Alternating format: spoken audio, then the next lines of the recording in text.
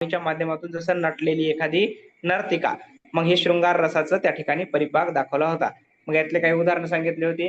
तुम्हावर केली मी मर्जी बहाल, नका सोडून जाऊ रंगमहाल. दुसरं दिलं होतं वीररस. वीररस म्हणजेच आपल्याकडे असणारे जे काही ऐतिहासिक घटना घडलेल्या आहेत त्यातील शूरवीरांच्या कथा ज्या असतील त्या कथा, पराक्रम, त्यांचं धैर्य, साहस हे वीररसातून दाखवले जातं. मग वीररसामध्ये युद्ध, त्याचे प्रसंग, त्याची वर्णन, त्या एखाद्या युद्धाच्या वेळी सैनिकाचं शौर्य किंवा पराक्रम हे सर्व त्या ठिकाणी पाहत होतो.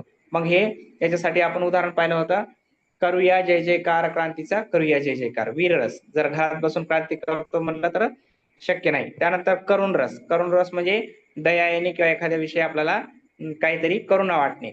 मग यातील उदाहरण पाहिले होते की एखादा अडचणीत असेल तर आपल्याला त्यावेळेस ती मदत जी करतो किंवा आपल्याला काही त्याच्या स्वरूपावरून जी काही रचना असेल ती करुण रस. हास्यरस. हास्यामध्ये एखाद्या वेळेस आपल्यामध्ये काही आनंदाच्या गोष्टी घडल्या असतील, विनोद झाला असेल, चेष्टा मस्करी झाली असेल मित्रमैत्रिणीमध्ये किंवा इतर संबंधित घटकामध्ये, तर त्यावेळेस हास्यरस आपण वापरत असतो आणि आपला आनंद, हास्याच्या भावना त्या ठिकाणी आपण व्यक्त करत असतो. मग हा झाला हास्यरस.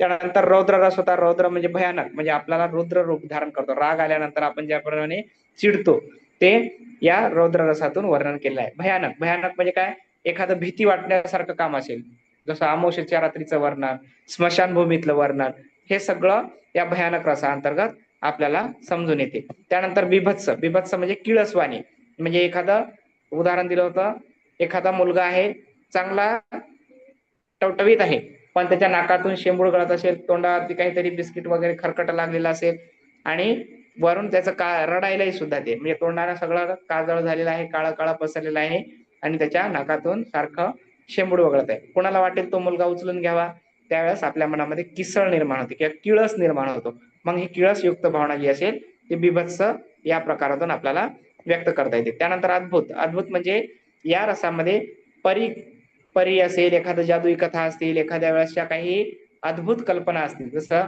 देवदेवतांच्या कल्पना, राक्षसांच्या कल्पना, परिक्रमाच्या काही पराक्रमाच्या शौर्याच्या गोष्टी असतील, जशा परिराज्याच्या कथा, एखाद्या राजाचं वर्णन, तर हे अद्भुत रसामध्ये येत असते आणि या अद्भुत रसाचं वर्गीकरण यातून सांगता येते. मग शांतरस. शांतरस कधी येतो, परमेश्वराविषयी देव भक्ती असेल, ध्यानधारणा असेल, एखाद्याविषयी आपुलकी व्यक्त करायची असेल, त्यावेळेस मौन व्यक्त करायचं असेल, त्यावेळेस ही शांतरसाची जी काही शैली असेल ती आपण वापरत असतो. मंदिरात गेलो, प्रार्थना करत आहोत, प्रार्थना करताच्या वेळेस आपण कुठलं तरी गाणं वाजवतोय किंवा इकडे तिकडे बडबड करतोय, होईल का असं? नाही, त्यावेळेस शांत बसतो. मौन केलेलं असेल, मौन धारण केलं असेल तर बडबड करतो का आपण एकमेकाशी? नाही.